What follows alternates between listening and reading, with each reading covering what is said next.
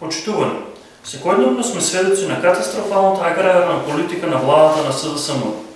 Пред доаѓањето на власт, во предизборната кампања на СДСМ се ветуваше мед и млеко по земјоделието и подобар живот за земјоделците.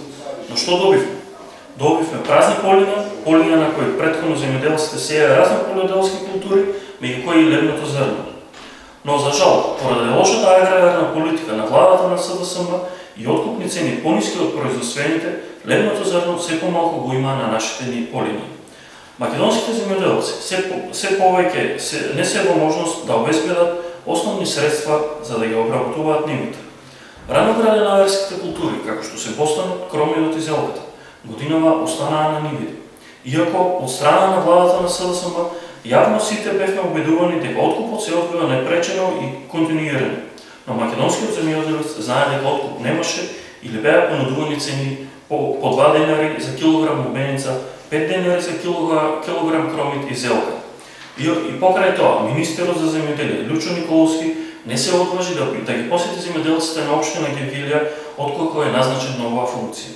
Се водеше голема медиумска кампања дека ќе се зголеми цената на винското грозје, но за жал и покрај катастрофалната година која беше проследена и со невреме, цената на винското грозје остана непроменета.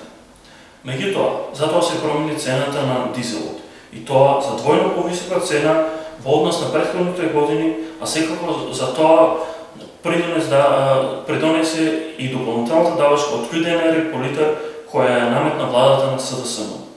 Меѓутоа, во предизборната кампања на СДСМ беше најавување дека на македонскиот земјоделец ќе се обезбеди зелена нафта која ќе биде со значително пониска цена од редовната цена на нафтата на пазарот. Но за таа нафта досега нема ниту план, ниту се планира да се даде, а веќе се ближи времето и за новата есенска сејидба на житариците. Само за споредба, за 1 литар нафта потребни се повеќе од 8 кг пченица, за 1 литар нафта потребни се повеќе од 10 кг зелка, за 1 литар нафта потребни се повеќе од 6 кг грозје. Предизборно СДСМ постојано ги споминуваше субвенциите и нивното редовно исплаќање, но и изголемување на истите. Меѓутоа, секојдневно се среќаваме со сточари и земјоделци кои немаат земјени субвенции. Сточари кои немаат земјени субвенции за предадено литар млеко, земјоделци кои немаат земјени субвенции за полјоделство, земјоделци кои немаат земјени субвенции за рано градинарство, како и земјоделци кои немаат земјени субвенции за органското производство. Новата власт на СДСМ ветуваше живот, ама не и живот за македонскиот земјоделец и за македонското земјоделие. Ви благодарам.